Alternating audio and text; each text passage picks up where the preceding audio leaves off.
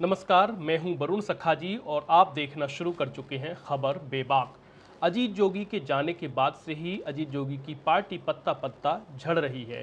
पहले अनिल टाह गए, फिर संतोष कौशिक गए और तमाम सारे नेताओं का जाना और जाना ही लगा रहा। अब की एक नया धमाका किया है, उन्होंने अपने बहुत ही खासम खास सिपहसालार और पार्टी के आधार स्तंभ रहे धर्मजीत सिंह को पार्टी से बाहर कर दिया। ये तो खबर का एक हिस्सा है, लेकिन खबर का दूसरा हिस्सा ज़्यादा झन्नाटेदार है, जिसमें हम बात करेंगे कि धर्मजीत सिंह अब आखिर कहां जाएंगे। बताया जाता है कि वो भाजपा के करीब नज़र आ रहे हैं, लेकिन ये सिर्फ कारण नहीं है कि वो भाजपा में चले जाएंगे। आइए मैं आपको बताता हूं पार्ट दर पार्ट इस पूरी कहानी के वो हिस्से जो अब तक आपने नहीं देखे होंगे।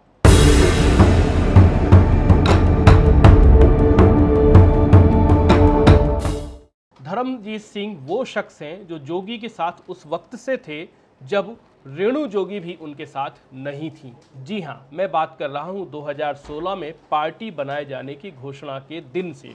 उस दिन मैं मरवाही में मौजूद था। मरवाही के कोटमी में इस पार्टी का गठन किया गया था और मंच पर जो लोग नजर आ रहे थे उनमें सबसे प्रमुख स्वभावतः अजीत जोगी थे, लेकिन नंबर 2 की पोजीशन में अगर कोई दिख रहे थे तो वो थे धर्मजीत सिंह। धर्मजीत सिंह अजीत जोगी के बेहद करीबी रहे और पार्टी के इतने करीब होने के बाद भी आखिर क्यों जूनियर जोगी को वो रास नहीं आए। 2018 के विधानसभा चुनावों में जनता कांग्रेस छत्तीसगढ़ यानी कि अजीत जोगी की नई नवेली पार्टी ने बसपा के साथ गठबंधन किया और तमाम सीटों का बंटवारा हुआ। पार्टी ने 57 प्रत्याशी 90 में से उतारे, जिनमें से 44 प्रत्याशियों की जमानत जब्त हो गई, लेकिन 5 ऐसे प्रत्याशी थे जो जीत गए, जबकि 8 प्रत्याशी ऐसे थे जिन्होंने कड़ी टक्कर दी। कुछ जगहों पर वो नंबर 2 पर भी रहे।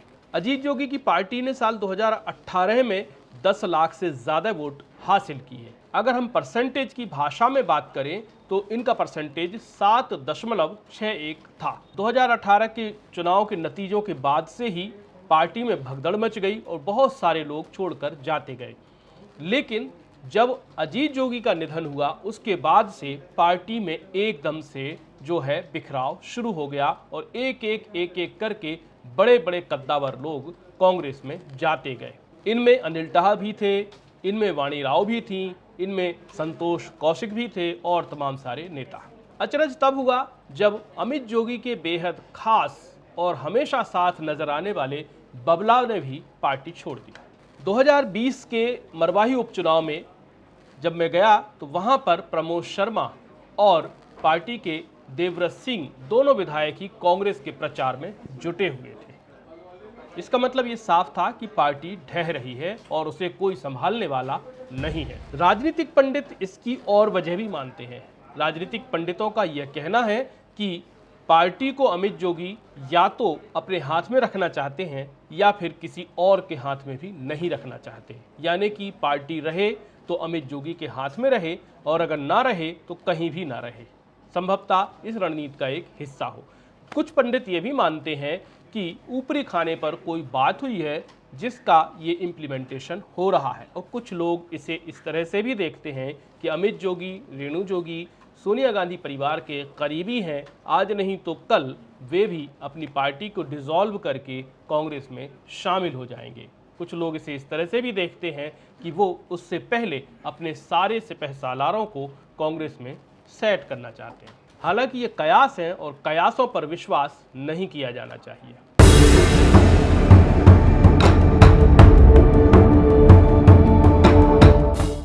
धर्मजीत सिंह को लेकर राजनीतिक गलियारों में ये चर्चा भी रही है कि उनको साल 2013 में किसी ने हरवाया था तो उसके पीछे खुद अजीत जोगी थे। हालांकि ये सब बातें सिर्फ और सिर्फ आरोप और कयास और कॉरिडोर के डिस्कशंस हैं। इनमें कितना सच है और कितना झूठ ये कोई नहीं जानता। लेकिन ऐसा क्या हो गया कि धर्मजीत सिंह अगले ही चुनाव तक अजीत जोगी के सबसे खास हो गए। वैसे तो अजीत जोगी के रहते हुए 2003 से ही उनकी घेरेबंदी की कोशिशें जारी थीं। कांग्रेस में अलग अलग धड़े उनको कहीं ना कहीं घेरना चाहते थे और वो कोशिशें होते होते विफल हो जाया करती थीं। ऐसी ही एक कोशिश साल 2012 में हुई। साल 2012 की इस कोशिश में धर्मजीत सिंह भी कहीं न कहीं एक हिस्सा थे। नतीजा ये हुआ कि अगले चुनाव में उनको हरवा दिया गया। संभवतः इसके बाद धर्मजीत सिंह जोगी के साथ हो लिए। लेकिन ये जो घेराबंदी थी 2012 से जो शुरू हुई थी, वो 2014 आते आते बहुत ज़्यादा बढ़ गई और 2016 तक हालात ऐसे बन गए कि जोगी को नई पार्टी बनानी पड़ गई। इस बार की घेरेबंदी सफल हो गई। कुछ राजनीतिक पंडित इसको इस तरह से भी देखते हैं कि सोनिया गांधी और राहुल गांधी परिवार को छत्तीसगढ़ में वीसी शुक्ला बंधुओं का वर्चस्व खत्म करना था, इसी कारण अजीत जोगी का उदय हुआ था और ये तभी तक ताकतवर रहे जब तक राजनीति में वीसी शुक्ला रहे। 2013 में वीसी शुक्ला के निधन के बाद से ही अजीत जोगी कमजोर होते गए और महज 3 साल में इतने कमजोर हो गए कि उनको उनकी ही पार्टी ने बाहर कर दिया और फिर उसके बाद उन्होंने नई पार्टी बना ली। 2016 में जब पार्टी बनी तो धर्मजीत सिंह का वो बयान भी याद होना चाहिए जब वो मंच से ये कहते हैं कि बीके हरिप्रसाद की वजह से हमें ये कदम उठाना पड़ा। बीके हरिप्रसाद कौन है? वो उस समय के कांग्रेस के प्रदेश प्रभारी हुआ करते थे। धर्मजीत सिंह ने ये आरोप लगाया, साथ ही साथ और भी कई बड़े कांग्रेस नेताओं के नाम लिए। लगातार सदन में कांग्रेस को घेरते रहे। भूपेश बघेल के साथ भी उनकी बहुत ज़्यादा तल्खी होती रही है, सदन में भी और सड़क पर भी। धर्मजीत सिंह ये मानते हैं कि कांग्रेस में उनके लिए शायद उतना सम्मानजनक स्थान न बन पाए।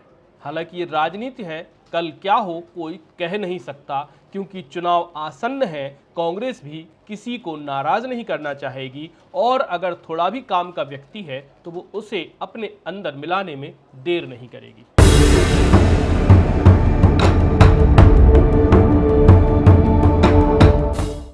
कांग्रेस से तल्खी, अजीत जोगी का करीबी और भूपेश बघेल से थोड़ा असहज, ये 3 ऐसे कारण हैं धर्मजीत सिंह के जो उन्हें भाजपा की तरफ मोड़ रहे हैं। धर्मजीत सिंह के वरिष्ठ नेता होने के नाते डॉक्टर रमन से लेकर के धर्मलाल कौशिक तक, अरुण साव से लेकर के बृजमोहन अग्रवाल तक संबंध मीठे ही हैं। इसके अलावा धर्मजीत सिंह की बिलासपुर, पेंड्रा, मुंगेली जिलों में जो कार्यकर्ता हैं भाजपा के, उनमें भी स्वीकार्यता है। वो बैठते हैं, लोगों के साथ ठहाके लगाते हैं और बातचीत का तादात्म्य बनाते हैं। और हाल ही में वे अमित शाह के कार्यक्रम में नजर भी आए थे। ये सारे वो कारण हैं जो कि भाजपा की ओर उनको झुका हुआ बता रहे हैं। लेकिन फिलहाल में धर्मजीत सिंह किसी पार्टी को ज्वाइन नहीं करेंगे, क्योंकि ज्वाइन करते ही उनकी विधायकी खतरे में पड़ सकती है। हाँ, लेकिन भाजपा के साथ उनकी जो गलबहियां हैं वो सार्वजनिक हो सकती हैं या बढ़ सकती हैं।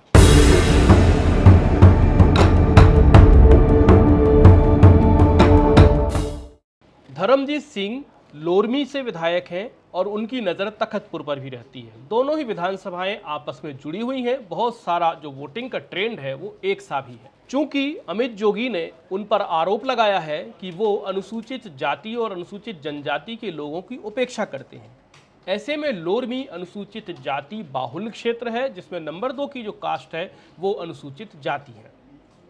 ऐसे में दिक्कत हो सकती है कि लोरमी उनके लिए खतरा बने, तो वो स्वभावतः ही तखतपुर में ज़्यादा सक्रिय होंगे। हालांकि वो आज अमित जोगी ने ये बोला है और धर्मजीत सिंह पिछले 3 साल से ही तखतपुर की तरफ ज़्यादा ताक रहे हैं। धर्मजीत सिंह का निष्कासन किसके लिए खतरा है? पार्टी के लिए या कि धर्मजीत सिंह खुद के लिए? बेशक धर्मजीत सिंह खुद के लिए भी झटका है और अजीत जोगी की पार्टी के लिए भी झटका है, लेकिन कुछ और भी लोग हैं जिनके लिए इससे भी बड़ा झटका है। असल में धर्मजीत सिंह की जो तखतपुर में सक्रियता है वो कुछ लोगों को खटक रही है। ये जो सबसे बड़ा झटका है वो है हर्षिता पांडे के लिए। हर्षिता पांडे वो शख्स है जिन्होंने 2018 में भाजपा की ओर से यहाँ चुनाव लड़ा था और हार गई। हर्षिता पांडे अभी भी सक्रिय रही अपने क्षेत्र में और उन्हें उम्मीद है कि शायद 2023 में भी उनको फिर से फील्ड मिल जाए, तो ये झटका उनके लिए है। दूसरा झटका, हर्षिता पांडे की अगर कोई नेगेटिविटी पार्टी को दिखाई देती है या आती है, जैसा कि सर्वे में समझ में आ रहा है, तो पूर्व विधायक राजू क्षत्रिय भी यहाँ पर दांव खेल सकते थे। लेकिन राजू क्षत्रिय भी अब धर्मजीत सिंह के रहते पिछड़ जाएंगे। तीसरा झटका जो नजर आ रहा है वो है अजीत जोगी पार्टी के पूर्व सदस्य संतोष गुरु के लिए। संतोष गुरु यानी संतोष कौशिक तखतपुर में नंबर 2 पर थे और उनकी ये लगभग जीत जैसी स्थिति थी। बहुत कम अंतराल से वो हारे हैं। नंबर 3 पर हर्षिता पांडे थी भाजपा की। तो संतोष कौशिक भी यहाँ पर सपने पाल रहे थे कि अगर मान लीजिए टिकट कटौतियों में किसी का नंबर लगता है तो संतोष कौशिक स्वभावतः ही यहाँ के दावेदार होते। तो ये झटका उनके लिए भी है, क्योंकि धर्मजीत सिंह अगर भाजपा से उतारे जाते हैं तो उनका मुकाबला करने के लिए बड़ा नेता चाहिए। चौथा झटका ये स्थानीय विधायक वर्तमान में रश्मि सिंह के लिए भी है। वे भी थोड़ी असहज हो रही हैं। जोगी की पार्टी ढह रही है, लोग छोड़कर जा रहे हैं और अमित जोगी कुछ नहीं कर पा रहे हैं या नहीं करना चाहते हैं। इन दोनों भाषाओं में थोड़ा सा अंतर समझिएगा। 2020 में मरवाही में उपचुनाव हुआ था, तो मैं उस उपचुनाव में गया था। वहां पर बलौदाबाजार से जोगी की पार्टी के विधायक प्रमोद शर्मा और उस समय खैरागढ़ से जोगी की पार्टी के विधायक देवव्रत सिंह प्रचार कर रहे थे, लेकिन वो प्रचार जोगी की पार्टी का नहीं कर रहे थे बल्कि कांग्रेस का कर रहे थे। सरेआम वो कांग्रेस कार्यालय में रहते थे और दिन भर कांग्रेस की गाड़ियों में और कांग्रेस के झंडे के तले अपना काम कर रहे थे और खुलेआम वो अमित जोगी को चुनौती पेश कर रहे थे। मैंने जब वहां पर अमित जोगी से इस बारे में बात की और पूछा कि आखिर आपने इन लोगों से कोई बात क्यों नहीं की, तो उन्होंने कहा मैंने उनको एक एसएमएस किया था। तो आप समझ सकते हैं कि देवव्रत सिंह और प्रमोद शर्मा को लेकर के अमित जोगी की जो अप्रोच थी वो एक एसएमएस से कम्युनिकेशन की थी, चूंकि वो कांग्रेस का प्रचार कर रहे थे। अभी थोड़ा और समझिएगा बारीकी से। अभी तक जितने लोग भी छोड़कर गए हैं पार्टी को, उनको लेकर के अमित जोगी की प्रतिक्रियाएं बहुत ही सहज रही हैं, लेकिन इस बार जब धर्मजीत सिंह जी को निकाला गया है तो उनकी प्रतिक्रियाएं थोड़ी हार्ड हो रही हैं और कुछ पर्सनल कम्युनिकेशन के आरोप भी लग रहे हैं। इसका अर्थ ये है कि धर्मजीत सिंह कांग्रेस में नहीं जा रहे हैं अभी फिलहाल। हालांकि उन्होंने कोई भी घोषणा नहीं की है, परंतु उनका झुकाव भाजपा की ओर दिख रहा है। तो जो राजनीतिक पंडित अपने कयास लगा रहे हैं उनमें ये बात शामिल है कि जो भी अजीत जोगी की पार्टी का व्यक्ति कांग्रेस की ओर जाता है तो अमित जोगी सॉफ्ट रहते हैं, लेकिन अगर दूसरी पार्टी की ओर जाता है तो अमित जोगी हार्ड हो जाते हैं। राजनीति में हर चीज के अपने मायने होते हैं। ऐसे ही खांटी राजनीतिक विश्लेषणों के लिए बने रहिए मेरे यानी वरुण सखा जी के साथ और देखते रहिए खबर बेबाक। नमस्कार।